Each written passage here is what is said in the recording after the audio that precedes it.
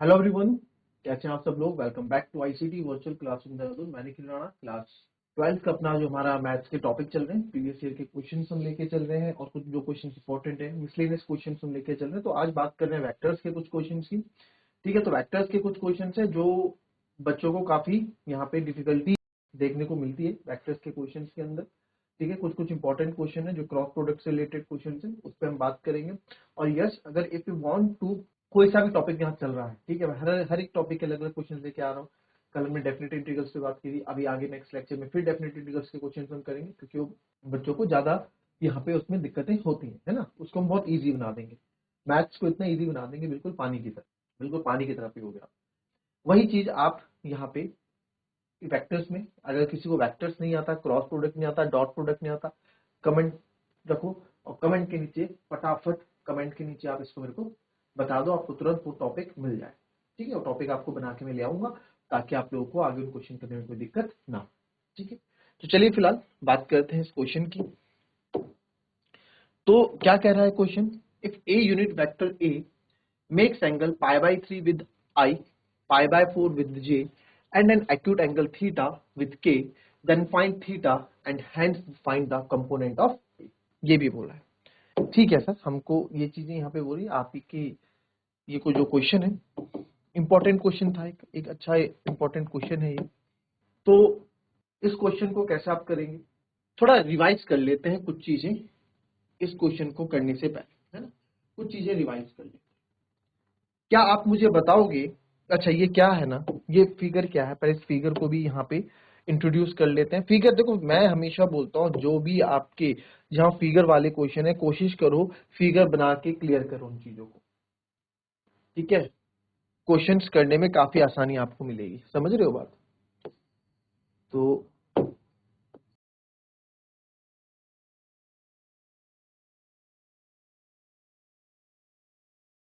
तो आपको पता ही है, ये हमारा आई हो जाएगा, ये हमारा जे हो जाएगा, ये हमारा के है, और दिस इज, ये एक्स एक्सिस होती है, ये वाई एक्सिस होती है, और ये जेड एक्सिस होती है। और हम बोल लेते हैं कि एक ए है जो कि यूनिट वेक्टर बना रहा है इसके साथ, है ना। यूनिट वेक्टर मान लो, ये ए कोई यूनिट ए ये जो ए वेक्टर है, क्या यूनिट वेक्टर है, क्या है, ये यूनिट वेक्टर है। और सर ये क्या बोला गया है कि आई के साथ, तो ये यानी आई के साथ तो ये पाई बाई 3 बना रहा है, इसके साथ जे के साथ ये पाई बाई 4 बना रहा है,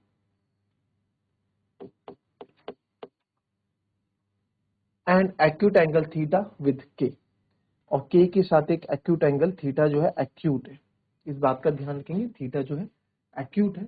then find theta and hence the components of A, आपको थीटा भी निकालना है और कंपोनेंट्स ऑफ ए भी मेरे को यहाँ पे निकाल के दे। ठीक है, तो इससे पहले कुछ चीजें रिवाइज कर लेते हैं। आपको पता है अल्फा बीटा गामा क्या होता है, अल्फा बीटा गामा क्या होता है। काफी बच्चे इसको देखो क्या बोलते हैं, इसको इसको हम बोलते हैं डायरेक्शन एंगल। क्या होते हैं सर, ये आपके डायरेक्शन एंगल्स होते हैं। क्या होते हैं, डायरेक्शन एंगल्स होते हैं। अब कुछ बोलेंगे सर ये तो डायरेक्शन कोसाइंस नहीं होते। भाई कोसाइंस कब बनते हैं, ये जब इसके आगे में कॉस अल्फा, डायरेक्शन कोसाइंस कब बनेंगे, जब इसके आगे में cos alpha, cos beta, cos gamma. पहला कंफ्यूजन तो ये दूर हो गया, डायरेक्शन एंगल और डायरेक्शन कोसाइंस के बीच में। ठीक है, चलिए इस पे बाद में आएंगे, आगे आते हैं। तो अगर इसके अकॉर्डिंग मैं बोलूं, इस क्वेश्चन के अकॉर्डिंग अगर हम बोलें, अल्फा किसके साथ एंगल बनाता था, याद है आपको अल्फा किसके साथ एंगल बनाता था, अल्फा एक्स एक्सिस के साथ यानी कि आई के साथ, बीटा वाई एक्सिस यानी जे वेक्टर के साथ, और ये के साथ आपका बनाया है ना। यानी कि अल्फा किसके साथ बनाता था, एक्स एक्सिस के साथ, याद आया, एक्स एक्सिस के साथ एंगल बनाता था, बीटा वाई के साथ बनाता था, और ये जेड एक्सिस के साथ। तो अल्फा जो है एक्स एक्सिस के साथ बना रहा है, तो इस क्वेश्चन में अल्फा मेरा कितना है, पाई बाई 3 है। इस क्वेश्चन में बीटा कितना है मेरा, पाई बाई 4 है। और z एक्सिस यानी k के साथ जो गामा है वो कितना है, थीटा है। अभी क्वेश्चन स्टार्ट नहीं किया, इस क्वेश्चन को रिलेट भी कर रहे हैं, साथ साथ कुछ चीजें रिवाइज करें, थोड़ा सा और रहा, बाकी इसके बाद हो जाए। अच्छा, लेट सपोज इस तरह से बताएं। अच्छा, डायरेक्शन रेशियोज क्या होते हैं, क्योंकि direction cosines, direction ratios, direction angles, इसमें ना काफी कंफ्यूजन आप लोग कर देते हो कभी कभार। अच्छा, अगर मैं आपको पूछूं फॉर एग्जांपल, चलो यहां देख लेते हैं, ए कोई वेक्टर है,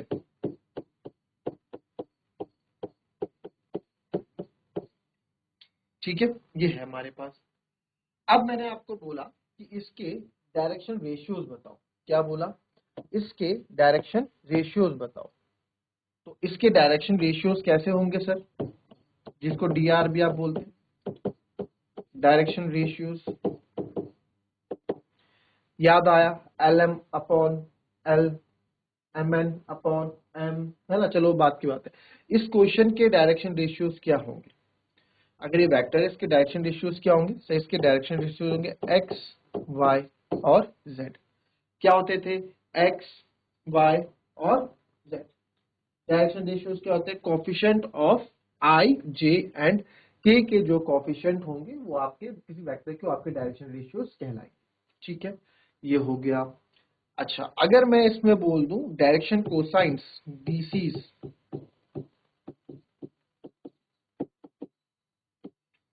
डायरेक्शन कोसाइंस क्या होंगे, आप बोलेंगे सर डायरेक्शन कोसाइन अभी तो बताया आपने, cos alpha cos beta cos gamma होगा। भाई cos alpha cos beta cos gamma तो तब होगा ना जब आपको यहाँ पे एंगल्स गिवन होंगे।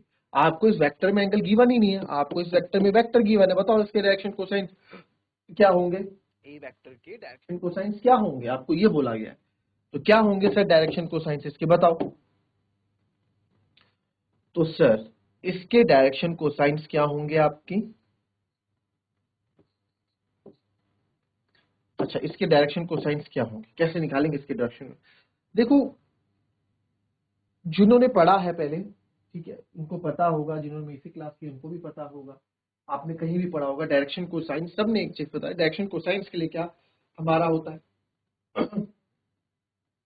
कि इस ए वेक्टर को ना, जो ये ए वेक्टर आप देख रहे हैं यहाँ पे आपके सामने, इसको क्या करना है, इसका स्टेप वन क्या है कि इसको यूनिट वेक्टर बनाओ।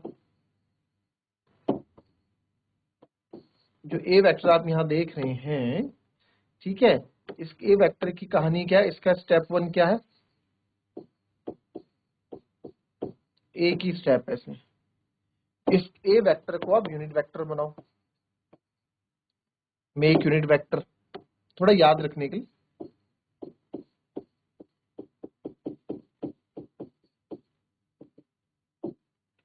मेक यूनिट वेक्टर, इसको क्या बनाना पड़ेगा आपको, यूनिट वेक्टर बनाना पड़ेगा, ठीक है।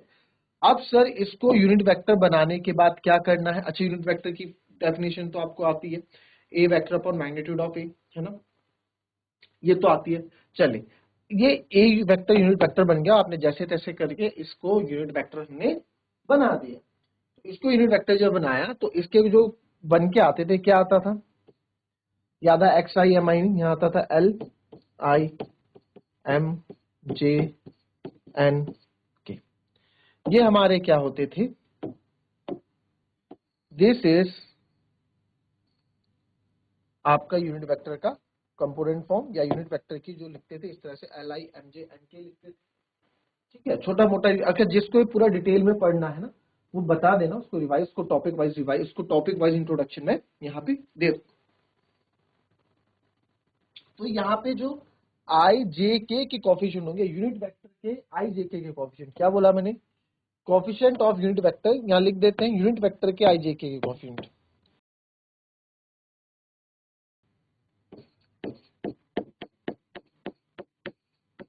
यूनिट वेक्टर के आई जे के कोफिशिएंट्स,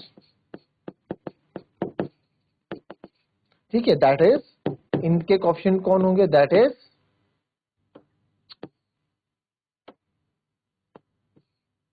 एल एम एन, ठीक है, इसके कोफिशिएंट एल एम एन, ठीक है।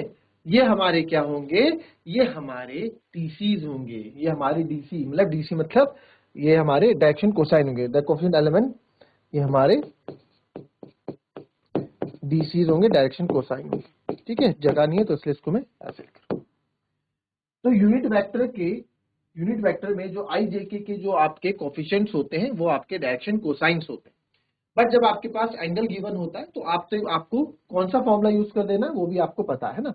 अब यहाँ पे वेक्टर में एंगल तो था नहीं मेरे पास, है ना। चलो इतना लिख लो पहले।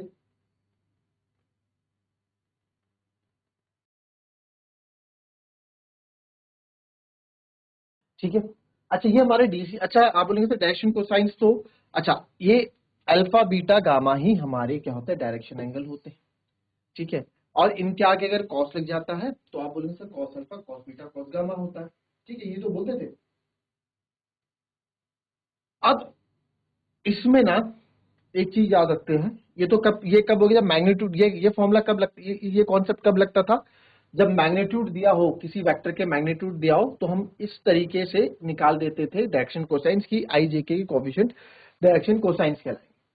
ठीक है, अब बात कर रहे हैं हम किसकी, अब बात कर रहे हैं आपके, अच्छा अगर एंगल गिवन होगा सर, एंगल गिवन होगा तो cos alpha I cos beta, तो अगर एंगल गिवन होगा वैसे भी कॉस अल्फा आई प्लस कॉस बीटा जे वैसे कॉस गामा के। ठीक है, ये होता है। तो जब एंगल गिवन होगा, चलो इस पे जब बात आएगी, क्वेश्चन आएगा तब बताएंगे। इतना हो गया। अब और क्या बता सकते हैं इसमें, और क्या रिवाइज करा सकता हूँ इसमें मैं आपको। ठीक है ना, चलो। तो इस कॉस अल्फा को हम किससे डिनोट करते थे, याद है, एल से, इसको एम से, इसको एम से। L equals to cos alpha, L M N क्या है हमारे, डायरेक्शन कोसाइन, वही तो रिप्रेजेंट कर रहे हैं, एल एम एन मेरे एल कॉस अल्फा को, एम इसको, एन इसको। अच्छा इसमें एक रिलेशन और याद रखो, याद होगा अगर आपको, बड़ा इंपॉर्टेंट है, अभी इसमें भी काम आने वाला है शायद, कि L square plus M square plus N square बराबर 1 होता है। L square plus M square plus N square बराबर 1 होता है। ठीक है, square of sum of direction cosine is 1, square of sum of direction cosine के स्क्वायर्स का सम क्या होता है, 1 होता है। तो ये तो हो गई बात अभी तक के इन सब की। ठीक है, चल अब बात करते हैं क्वेश्चन में, if A is a unit vector, A क्या है जी, आपका यूनिट वेक्टर है। उसने बोल दिया कि जो ए है हमारा इज यूनिट वेक्टर। एक बार बताओ, यूनिट वेक्टर है तो मैग्नीट्यूड 1 होगा, यूनिट वेक्टर क्या होता है, जिसका मैग्नीट्यूड 1 होगा। तो सर यूनिट वेक्टर है ना, तो इसका मैग्नीट्यूड क्या होगा, 1 होगा।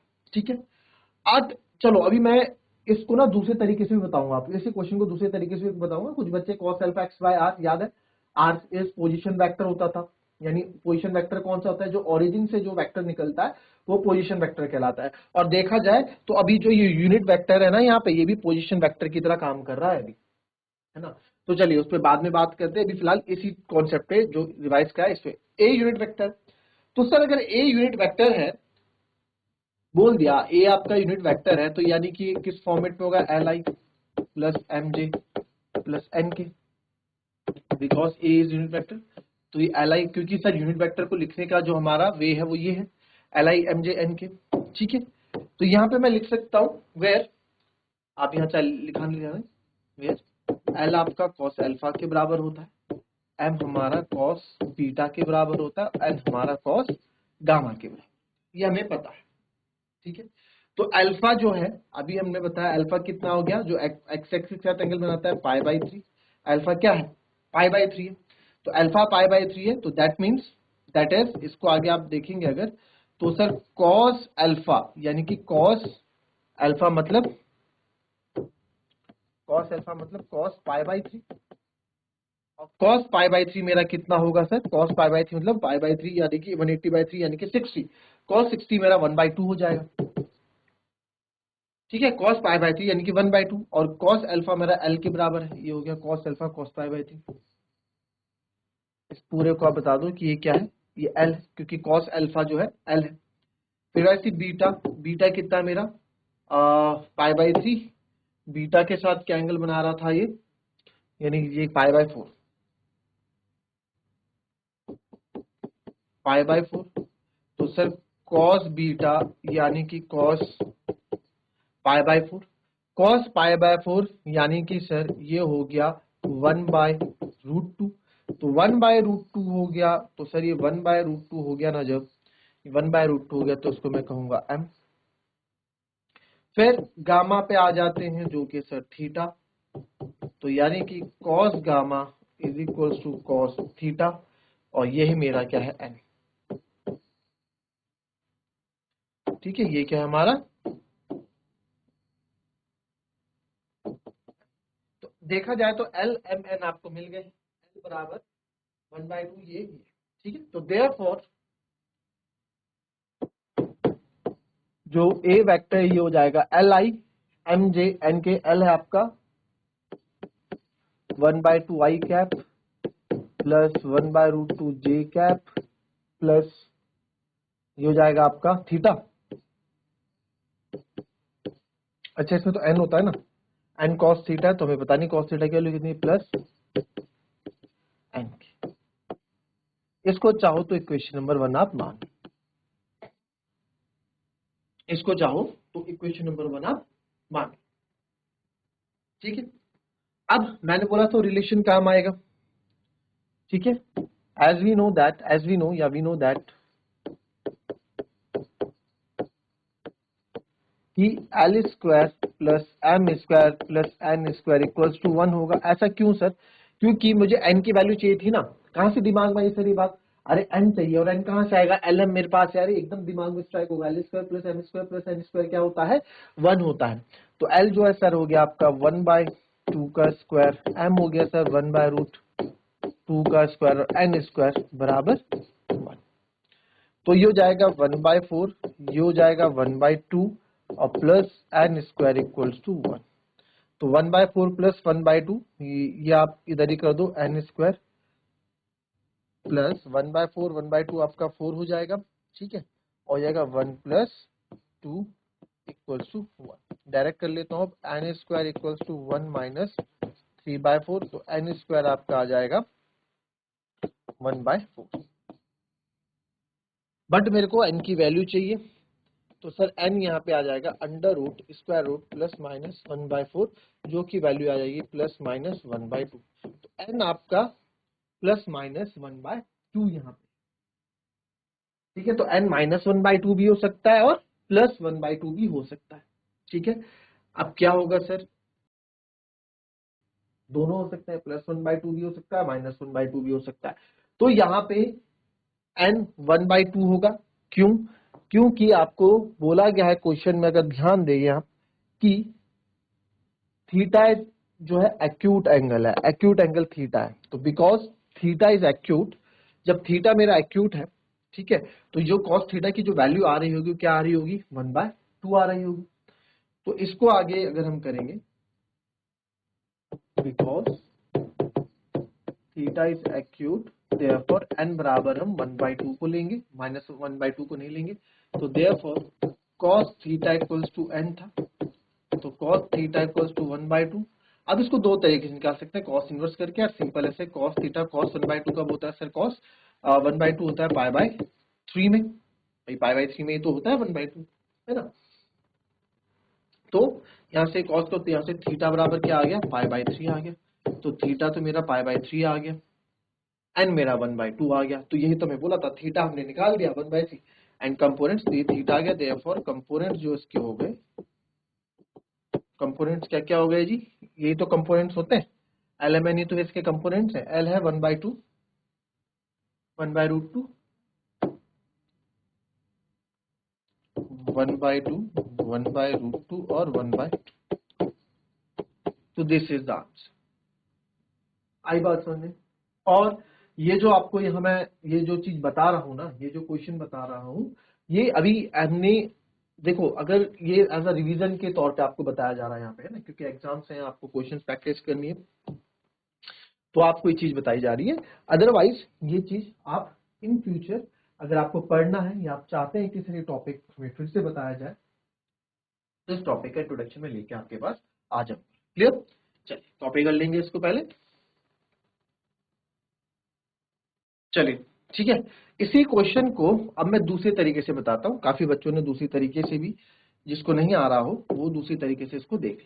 सेम फिगर रहेगा वो, सेम क्वेश्चन पता है आपको। अब देखो यहाँ पे क्या वो बोल रहा है ना, वो ये चीज बोल रहा है कि ए आपका यूनिट वेक्टर, ठीक है, वही because A is unit vector,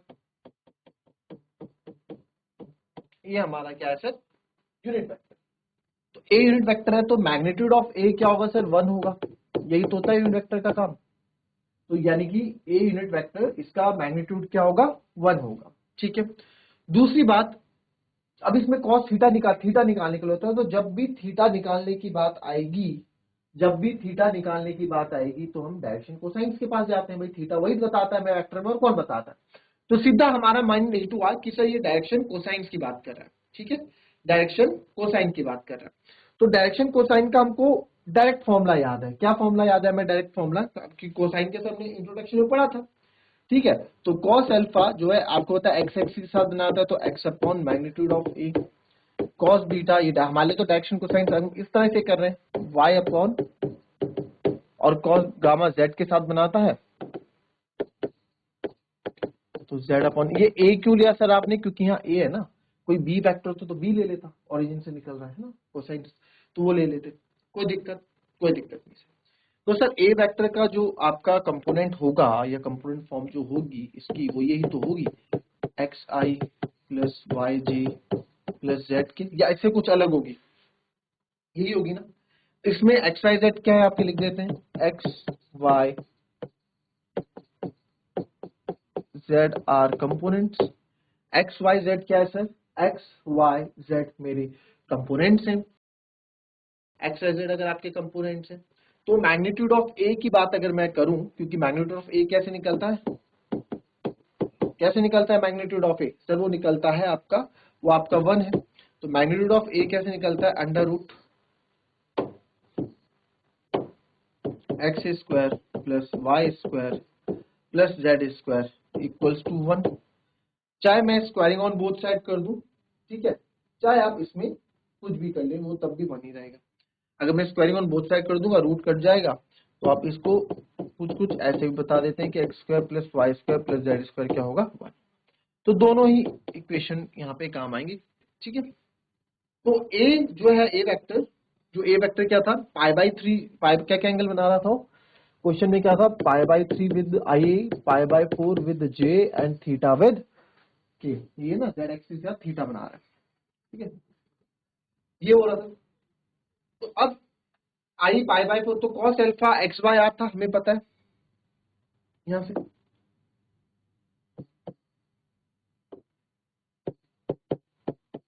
x upon magnitude of A. ठीक है, तो अल्फा जो है पाई बाई 3, अब ये बताया ना मैंने, अल्फा क्या होता है, डायरेक्शन एंगल्स होते थे, अल्फा आई के साथ, बीटा जे के साथ, और गामा के साथ। तो कॉस अल्फा यानी कि cos pi by 3, alpha pi by 3 है ना, alpha pi by 3 cos alpha pi by 3 X, A तो आपने भी निकाला 1, भाई मैग्नीट्यूड निकाला है क्या, क्वेश्चन में ही यूनिट वेक्टर है, तो ये आपका क्या हो जाएगा, 1 हो जाएगा।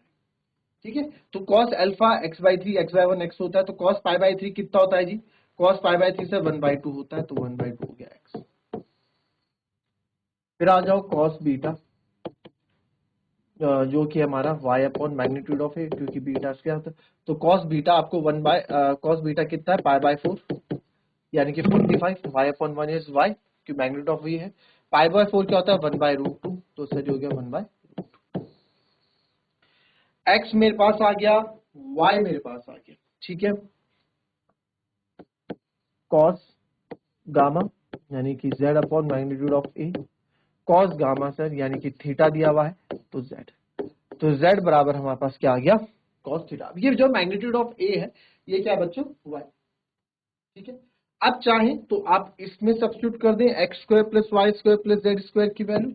ठीक है, तो फ्रॉम फर्स्ट आप देख ले, x square plus y square plus z square आपका क्या होता है, 1, क्योंकि मैग्नीट्यूड घूम फिर के वही बात आ गई, एल स्क्वायर, तो because in first equation x square plus y square plus z square 1/2 का स्क्वायर प्लस 1/2 का स्क्वायर और कॉस थीटा की जगह जेड का स्क्वायर इज इक्वल्स टू 1।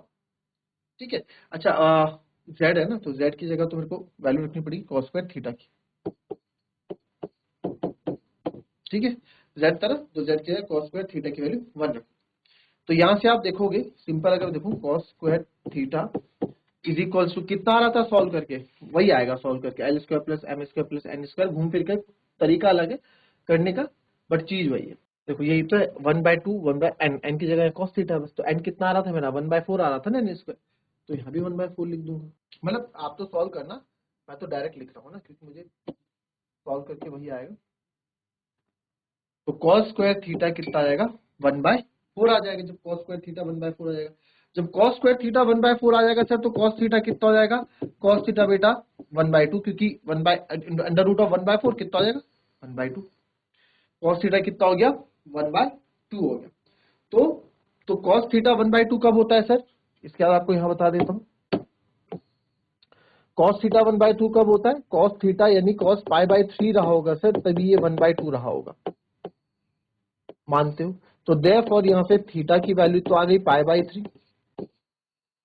ठीक है, और कॉस थीटा आपका z के बराबर था और z आ गया मेरा 1/, इजी था। ये आप चाहे तो इससे कर ले। ठीक है, क्योंकि x आपका, और हमारे जो कंपोनेंट ऑफ a है, आप उसके बाद एंड तो आप लिख ही लोगे, component of a is x y and z। z की वैल्यू हो रही, x की वैल्यू आपकी रही, y की रही, और थीटा आपके सामने। तो ये दूसरा तरीका था इस क्वेश्चन को कैरी ऑन किया, क्वेश्चन को करने का। ठीक है, तो मिलेंगे आपसे अभी नेक्स्ट क्लास में, और कुछ क्वेश्चन और वेक्टर के देखते हैं और इंटीग्रेशन में फिर उसमें कंटिन्यू करेंगे। तो मिलते हैं आपसे नेक्स्ट क्लास में, तब तक के लिए be happy, be healthy and be safe. Thank you and have a nice day.